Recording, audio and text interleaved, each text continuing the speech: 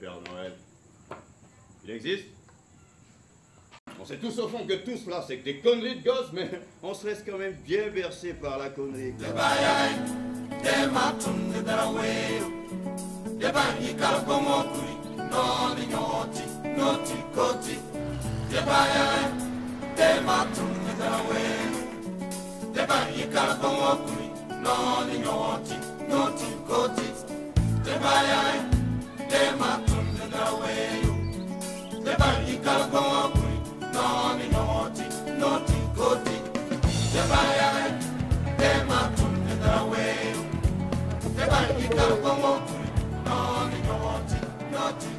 Madame, s'il vous plaît, ne me mettez pas en colère. Je suis sergent de sang, sergent de race.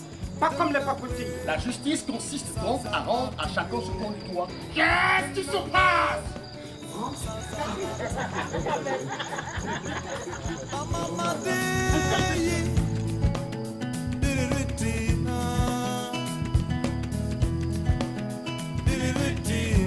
Je m'appelle Étienne Minungu, je suis le fondateur du festival Les Récréatrales, les résidences d'écriture, de création et de recherche théâtrale panafricaine de Ouagadougou. Je suis comédien, je suis metteur en scène et je suis aussi auteur. J'ai créé Les Récréatrales en 2002. J'avais envie d'expérimenter une démarche de travail propre à mon parcours esthétique, à mon parcours de recherche, qui était donc d'écrire en même temps que de mettre en scène. Et ça donnait quelques pièces. Et puis assez vite, je me suis dit que je voulais bien inviter des auteurs et des metteurs en scène de la sous-région, de Côte d'Ivoire, du Bénin, du Togo, du Niger, du Mali, à venir en résidence à côté de moi, à Ouagadougou, dans le cadre de cette recherche. Au départ, on n'imaginait pas en faire un événement. Parce que jusqu'à présent, le théâtre qu'on faisait, les lieux institutionnalisés du théâtre, provoquaient un intérieur et un extérieur. Ceux qui étaient à l'intérieur sont peu nombreux, ceux qui sont à l'extérieur sont beaucoup trop nombreux, mais ne connaissent pas le théâtre, ou en tout cas ne se sentent pas concernés par l'invitation.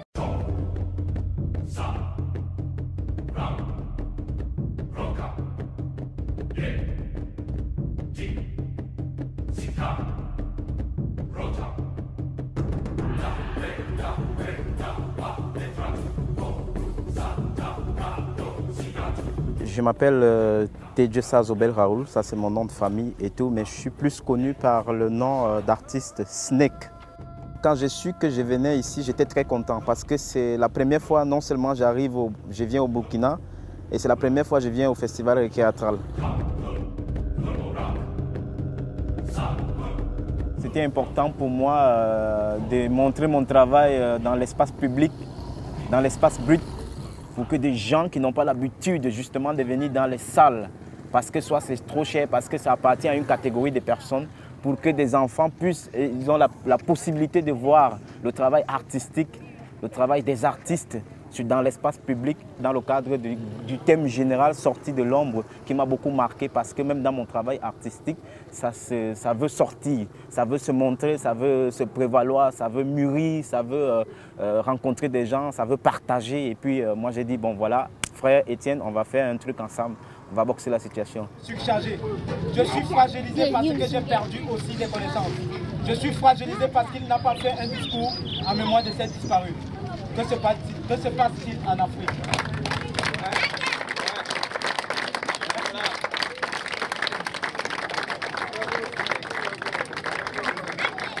Nous sommes aujourd'hui à la 9e édition dans un quartier qui est le quartier Gonguin, le quartier populaire.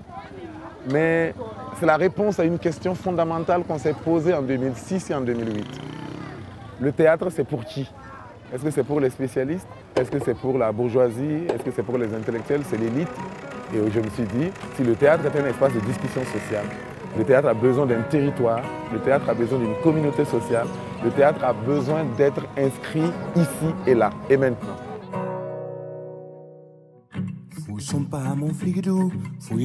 C'est comme ça que nous sommes rentrés dans les cours familiales, chez monsieur et madame Bazier, chez monsieur et madame Nombré Zaré, chez les CIP, chez les Compaoré. Nous leur avons demandé, est-ce que vous pouvez ouvrir votre intimité familiale à l'expérience d'une démarche de travail, de recherche qui s'appelle le théâtre. Pamalidu, Amidi Kamitondo, Amid Librara Kari Windu, Amid Tatoni Yandi, oh Yandi, Amido.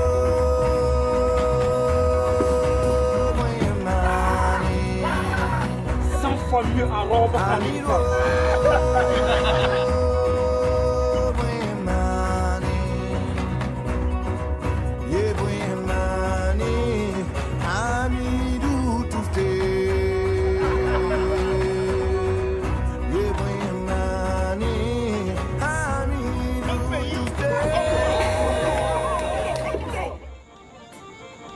Et bientôt disparaissent.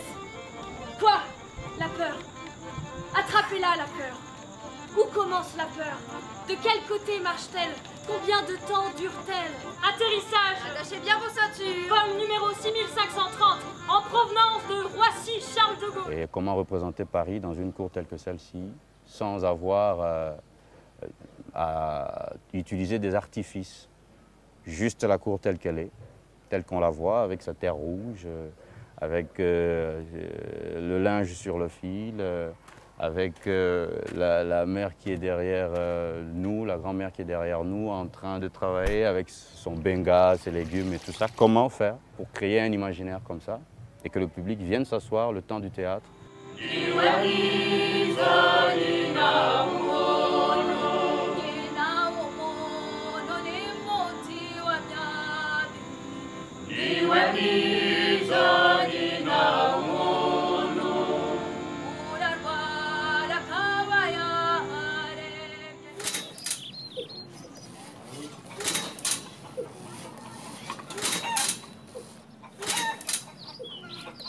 Moi, c'est Nikiema Lydie. Je suis de la famille Nikiema. J'ai vu chez ma grand-mère, à Gouin, plus précisément à Bouktenga. Nous vivons au milieu de Ouaga. Donc, la pièce qui se passe chez nous, ce sont les saints qui se passent ici. Donc, c'est la retrouvaille de deux amis qui ne se sont pas vus depuis 10 ans. Donc, ça parle surtout de la politique. Ils sont en train de se taquiner pour voir qui a raison. C'est une des raisons pour lesquelles je pense que le premier coproducteur du Festival des Récréatrales, c'est le quartier où nous sommes installés, ce sont les familles. Parce qu'on ne loue pas les maisons pour installer les théâtres. Qu'est-ce qu'on louerait? Est-ce qu'on peut louer la générosité de quelqu'un? Est-ce qu'on peut louer l'intimité de quelqu'un? Pétis de Pagne. Je ne sais pas comment les remercier. En tout cas, le festival me rapporte beaucoup. J'ai eu des commandes que je n'arrive même plus à suivre. Il y a évidemment que ce côté de l'impact économique du projet et qui est assez important et qui rejaillit sur le quartier.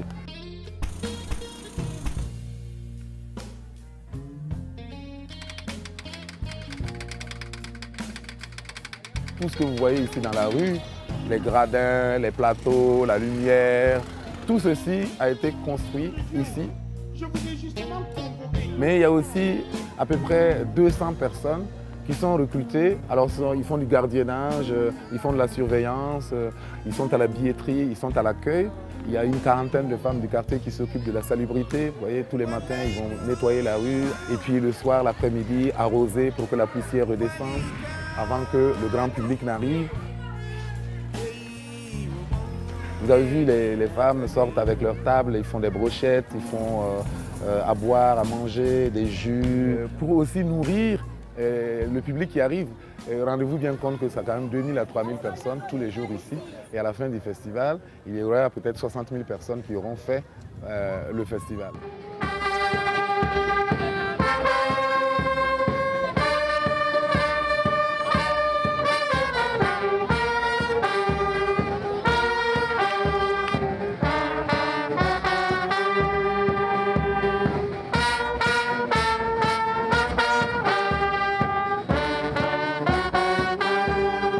Savoir que le projet des récréatrales ne s'arrête pas à l'événementiel. Parce que généralement, quand les gens arrivent, ils arrivent quand tout est fini et qu'il y a les représentations, la plateforme festival. Au-delà de ça, les récréatrales, il y a tout un programme qui regroupe tous les autres métiers qui gravitent autour des arts de la scène. Et c'est là où intervient cette lecture-là. Il est noir, il est africain, il est belge, il est européen. Je suis fière de mon fils, mais je me sens déchirée, impuissant. Car j'ai peur que je ne saurais jamais lui raconter vraiment cette histoire, notre histoire. Une bonne lecture ne demande pas d'être beaucoup joué. Donc, tu es limité, tu ne joues pas, mais tu dois par la voix rendre tout ça.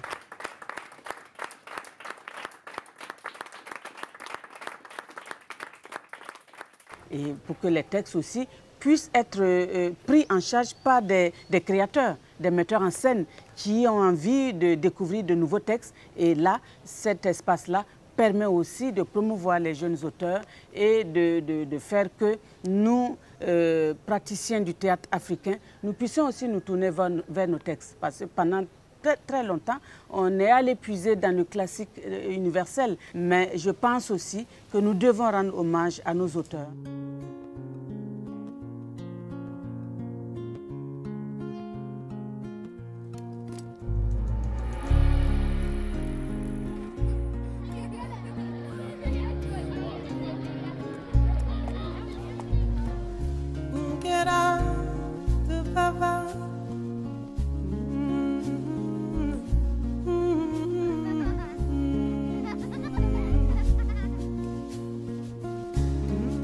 On sent qu'il y a une vibration qu'on ne rencontre pas ailleurs dans d'autres parties de cette petite planète. Pourquoi? Parce que les enjeux de la culture, en fait, ici prennent des proportions complètement phénoménales.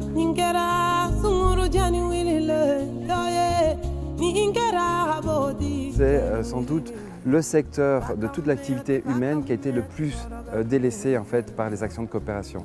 En disant mais c'est un luxe, c'est quelque chose pour les gens qui n'ont plus faim, c'est quelque chose pour les Blancs, pour les Européens, les Américains, etc. Et on se rend compte ici en fait que l'être humain, dans toute sa complexité, bien sûr, il y a des besoins absolument essentiels, primordiaux, mais on se rend compte que la culture est le besoin le plus primordial à partir du moment où on se considère comme être humain et pas comme animal.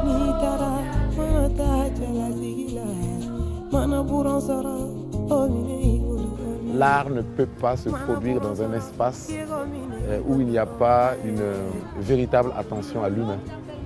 Et je crois que c'est une des forces du théâtre ici, des récréatrales. Les Arabes n'ont pas plus de foi que les Africains. Ils ont trop de pétrole pour être heureux. Une phrase que j'ai piquée d'Étienne Minungu qui dit souvent que faire du théâtre, c'est jaillir du milieu de ses semblables pour porter une parole.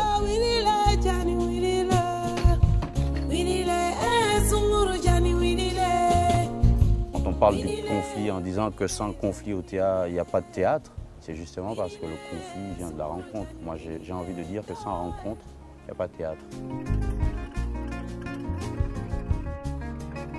Il y a 15 créations dans ce festival. Ça regroupe 350 artistes d'une vingtaine de nationalités. Moi, je ne crois plus du tout en fait, à l'extraction des ressources du sol et du sous-sol comme la voie d'avenir pour l'économie africaine. Par contre, l'exploitation intelligente et durable de cette ressource qui est toujours à profusion, qui est la créativité, ça c'est un secteur d'avenir. Libertation, en bas la dictature, c'est le cri de demain, c'est l'oxygène de demain. La plupart des propositions théâtrales parlent de cette faim d'humanité, de cette soif de vivre, de cette volonté qu'on puisse continuer encore là aujourd'hui où dans les logiques mondiales on tente à nous massifier, que le particulier reste quand même l'identité véritable. Et c'est ça qui se retrouve dans toutes les pièces.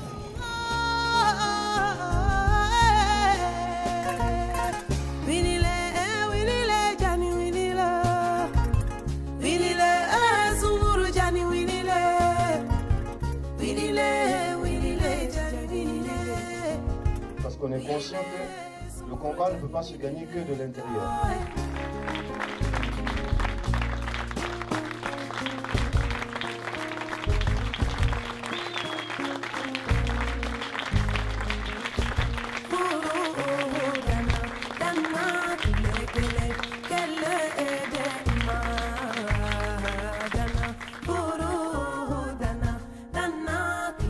Il voulait révolter pour faire face à l'ensauvagement de l'esprit.